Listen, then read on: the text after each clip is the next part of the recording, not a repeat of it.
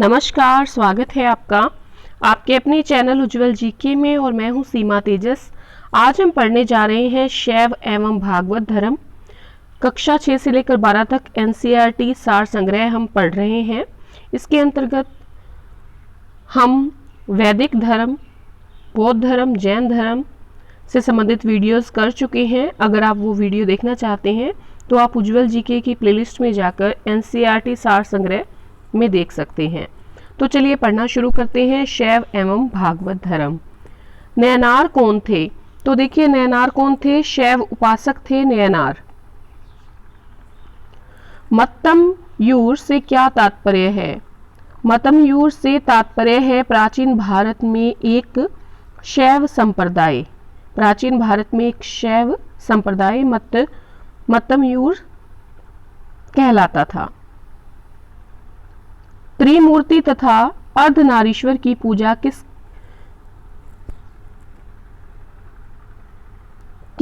काल में प्रारंभ हुई थी?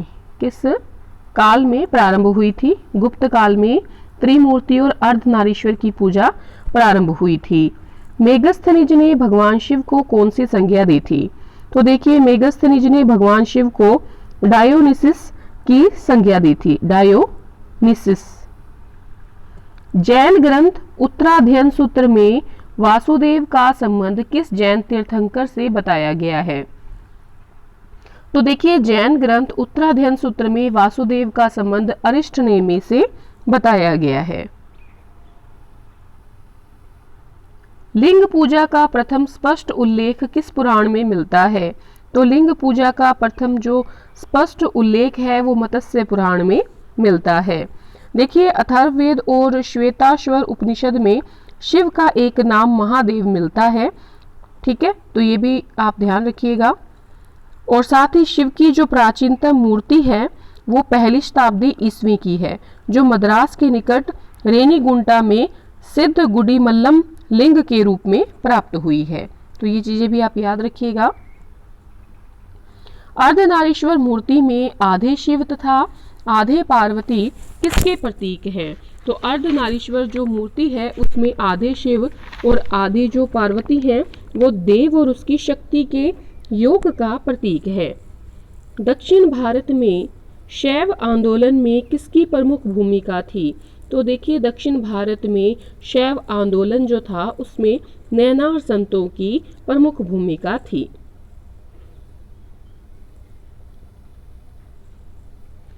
एक संप्रदाय के रूप में शैव धर्म का जो प्रारंभ है वो किस काल में हुआ? तो एक संप्रदाय के रूप में शैव धर्म का प्रारंभ जो हुआ था वो शुंग सातवाहन काल में हुआ था। शुंग सातवाहन काल में शैव धर्म का प्रारंभ हुआ था। देखिए प्राचीन भारत में जो प्रचलित जो प्रमुख दर्शन हैं और प्रतिपादक हैं उनको हम आगे देखेंगे। साथ ही देखिए नयनार संतों की जो संख्या है वो कितनी है? तो नयनार संतों की जो संख्या है वो है 63। अब हम देखते हैं प्राचीन भारत में जो प्रचलित प्रमुख दर्शन और उनके प्रतिपादक। तो देखिए सबसे पहले सांख्य दर्शन की बात करें तो इनके जो प्रतिपादक थे वो थे कपिल मुनि। सांख्य दर्शन का जो आधार ग्रंथ है वो है सांख्य सूत्र। न्याय दर्शन का प्रतिपादक माना जाता है अक्षपाद गौतम को और न्याय दर्शन का जो आधार ग्रंथ है वो है न्याय सूत्र। योग दर्शन का आधार ग्रंथ जो है वो है योग सूत्र। तो देखिए सांख्य दर्शन के प्रतिपादक जो है वो कपिल मुनि हैं और इनका आधार ग्रंथ सांख्य सूत्र है। न्याय दर्शन की बात करें तो इनके प्रतिपादक अक्षपाद गौतम है और न्याय दर्शन का आधार ग्रंथ न्याय सूत्र है। योग दर्शन की बात करें तो इनका आधार ग्रंथ जो है वो योग सूत्र है और योग दर्शन के जो प्रतिपादक है वो है पतंजलि।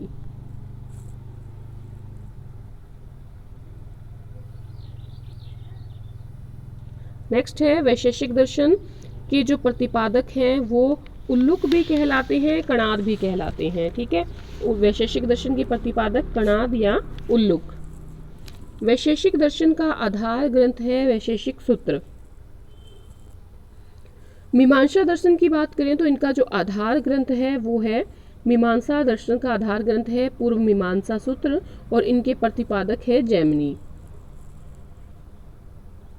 वेदांत दर्शन की बात करें तो वेदांत दर्शन के जो प्रतिपादक है वो है बादरायण और वेदांत दर्शन का आधार ग्रंथ जो है वो है ब्रह्मसूत्र। तो एक बार पुनः देखेंगे, वैशेषिक दर्शन के प्रतिपादक हैं कणाद या उल्लुक और आधार ग्रंथ है वैशेषिक सूत्र। मीमांसा दर्शन का जो आधार ग्रंथ है वो है पूर्व मीमांसा सूत्र और मीमांसा दर्शन के प्रतिपादक हैं जैमिनी। वेदांत दर्शन के प्रतिपादक बादरायण है और वेदांत दर्शन का जो आधार ग्रंथ है वो है ब्रह्मसूत्र।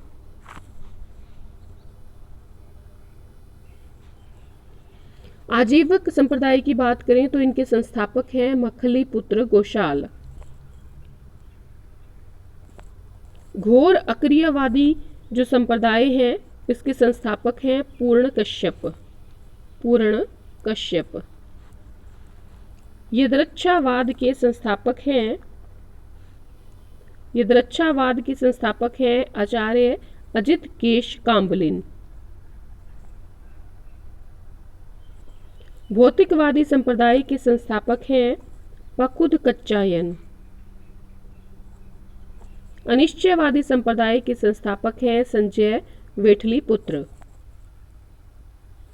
भागवत धर्म का प्रवर्तक माना जाता है तो कृष्ण को माना जाता है भागवत धर्म का प्रवर्तक।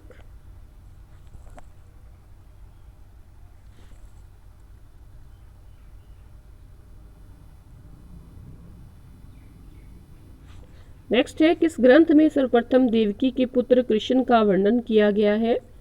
तो देखिए, छांदोग्य उपनिषद में सर्वप्रथम देवकी के पुत्र कृष्ण का वर्णन किया गया है।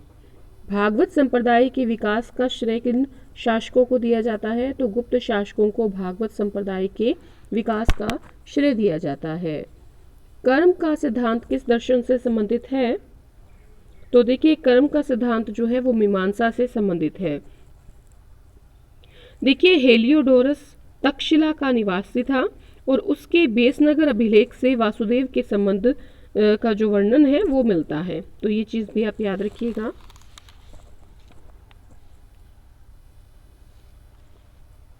अवतारवाद का सर्वप्रथम उल्लेख किस ग्रंथ में मिलता है?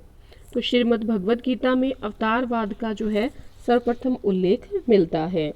देखिए, भगवद गीता की बात करें तो इसमें मोक्ष के साधन के रूप में धर्म, कर्म और भक्ति को समान महत्व दिया गया है। नेक्स्ट है, वह प्राचीन स्थल जहाँ 60,000 ऋषि मुनियों की सभा में संपूर्ण महाभारत कथा का वाचन किया गया था। तो देखिए, नैमिषारण्य जो एक जगह थी, स्थल था, जो कि अब है सीतापुर उत्तर प्रदेश में।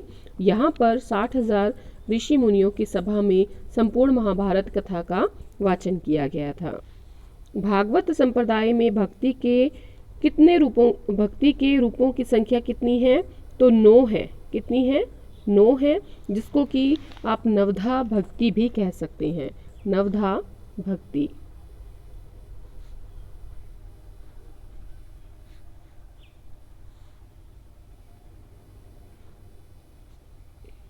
कृष्ण को किस नाम से उल्लेखित किया गया है?